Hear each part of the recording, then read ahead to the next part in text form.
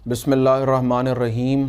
अल्लाहु अकबर कबीरा वल्हम्दुलिल्लाहि कसीरा व सुबहान अल्लाहि बुकरतम व असीला।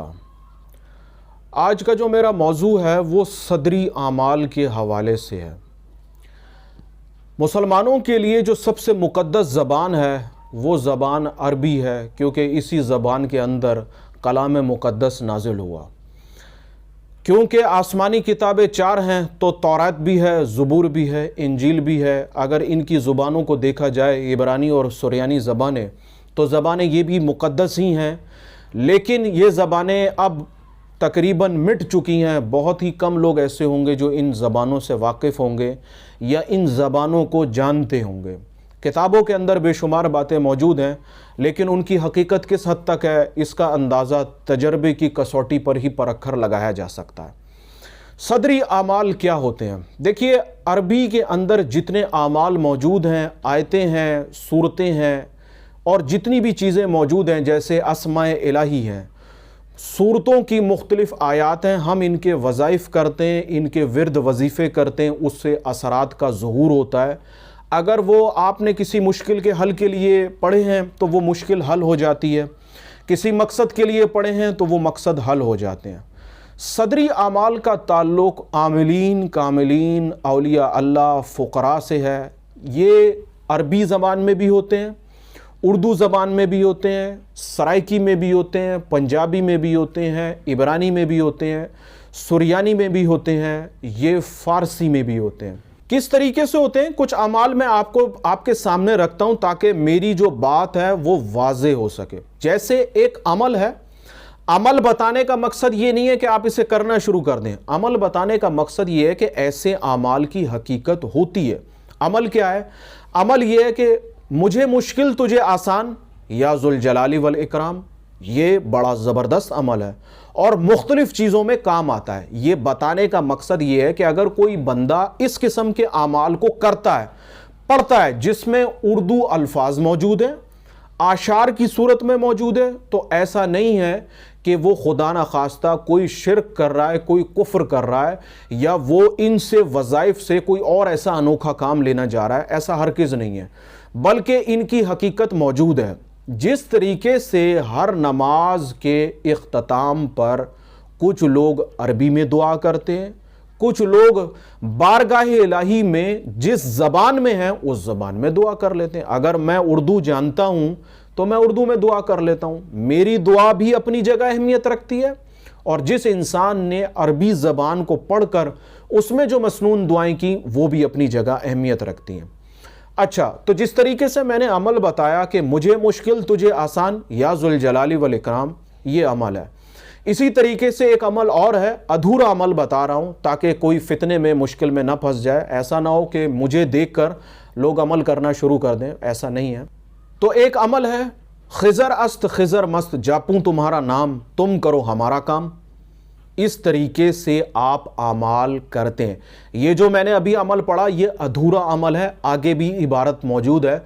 अगर ऐसा ना हो कि मेरी इन दो लाइनों से जनाब आप ये नतीजा निकाल लें कि जी हज़रत खिज़र को पुकार रहे हैं, अल्लाह को नहीं पुकार रहे, तो ये आमाल मैं आपको अधूरे बता रहा हूँ। आगे इबारत मौजूद है, तो उसमें आप इस तरीके से आप अमल करते हैं और इस तरीके से भी अमल में जो असरात हैं वो ज़ाहिर होते हैं। बेशुमार किस्म के दम दुरूद हैं जो इन तरीके से किए जाते हैं और उससे फ़ायदा होता है। जैसे सर दर्द है, आपके दांत के दर्द का अमल है, बदन दर्द का अमल है। इस तरीके से बेशुमार आमलीन ने ऐसे आमाल को तरतीब दिया है। अब मैं बताता हूँ आपको कि ये अमल बनते कैसे हैं। अरबी हमारी मुक़द्दस ज़बान है, ये बात हमारी समझ में आती है, लेकिन उर्दू के आमाल जो उर्दू ज़बान में बोले जा रहे हैं, या फ़ारसी में बोले जा रहे हैं, या इब्रानी सुरयानी में बोले जा रहे हैं, वो किस तरीके से मुमकिन है? इसके लिए मैं आपको एक मिसाल देता हूँ। देखिए, जितने भी अल्फाज हैं ना, ये जो लफ्ज़ मैं अदा कर रहा हूँ, या कुरान के जो लफ्ज़ हैं, या इब्रानी सुरयानी के जो लफ्ज़ हैं, दर हकीकत बातिन के अंदर ये रोशनियाँ हैं, और रोशनियों के साथ रोशनियां जोड़ी जाती हैं तो फिर एक नया रंग पैदा होता है।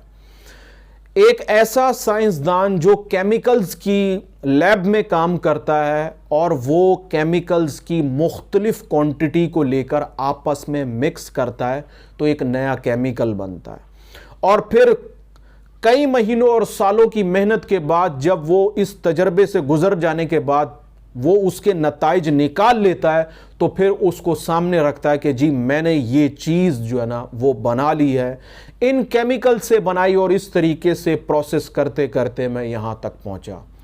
بالکل اسی طریقے سے عاملین کاملین جو ہیں وہ اعمال کو ترتیب دیتے ہیں، اعمال کے الفاظوں کو ترتیب دیتے ہیں، اس کے بعد اس کو تجربات کی کسوٹی پہ پرکھا جاتا ہے کہ اس سے کس چیز کا ظہور ہو رہا ہے، اور پھر ان اعمال کو آگے کیا جاتا ہے۔ تو ایسا نہیں ہے کہ یہ بے سود ہیں، ان کے اندر حقیقت موجود ہے، اور وہ حقیقت آپ کو اسی وقت معلوم ہوگی جب آپ خود ان اعمال کو کریں گے اور پھر اس کے ریزلٹس آپ کے سامنے ہوں گے۔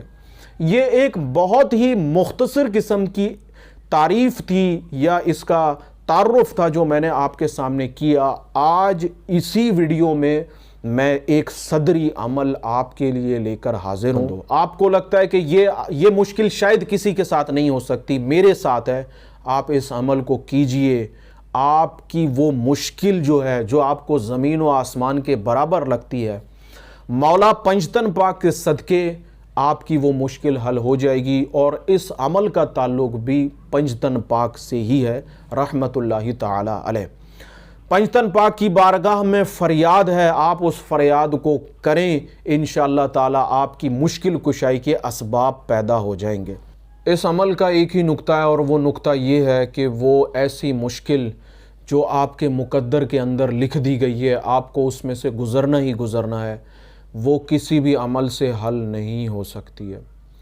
ایسے معاملات جو جائز کی حد تک نہ ہوں، آپ کسی ایسی حاجت کو لے کے بیٹھ گئے ہیں جو جائز ہی نہیں ہے، وہ بھی اس عمل کے ذریعے حل نہیں ہو سکے گی۔ حق نہ حق، جائز ناجائز، آپ اس کا فیصلہ خود کریں گے۔ اگر بالفرض آپ کسی ایسی حاجت کو مراد کو لے کر اس عمل کو کرتے بھی ہیں تو آپ اس کو 3 دن سے زیادہ نہیں کر سکیں گے، آپ اس عمل کو خود ہی چھوڑ دیں گے۔ یہ اس عمل کا سب سے بڑا فائدہ ہے۔ آپ اس عمل کو اسی صورت میں کر سکیں گے کہ جو مسئلہ اس سے حل ہونا ہوگا۔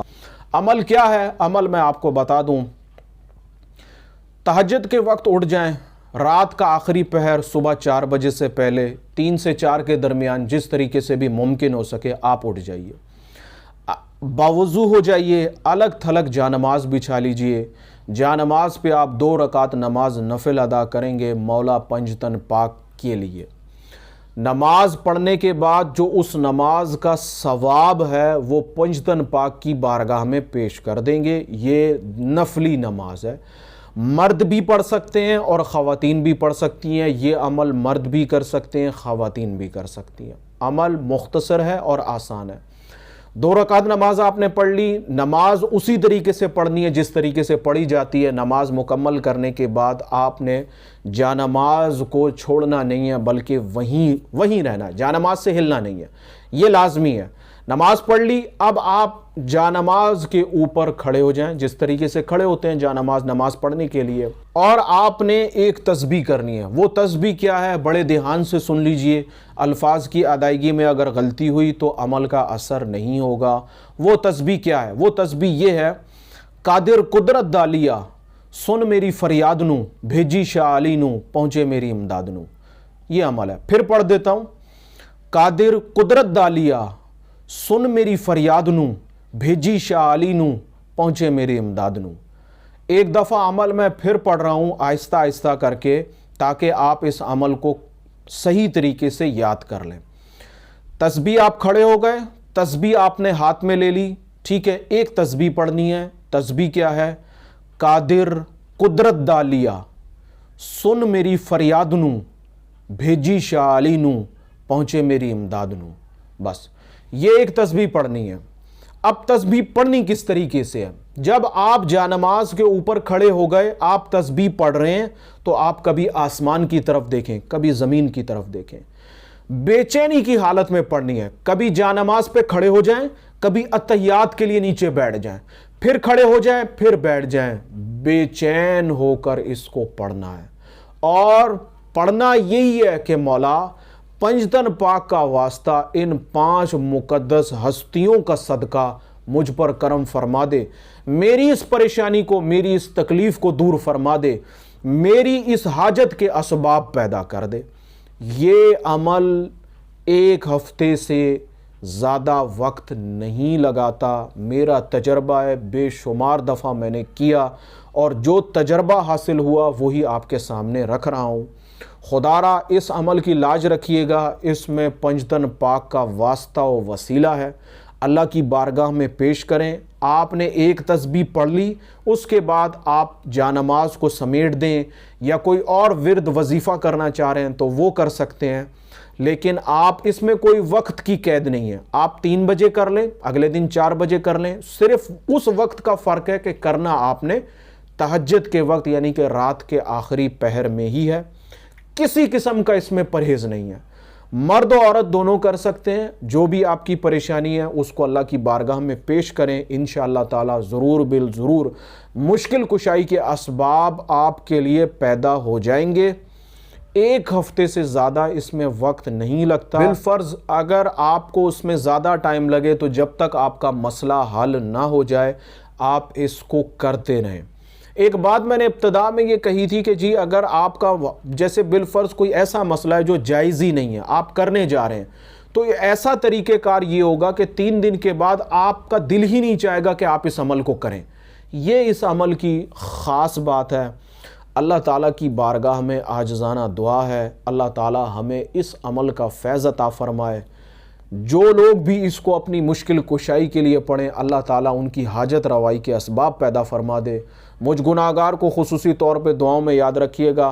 اللہ تعالیٰ آپ کو حامی و ناصر ہو. آمین ثم آمین.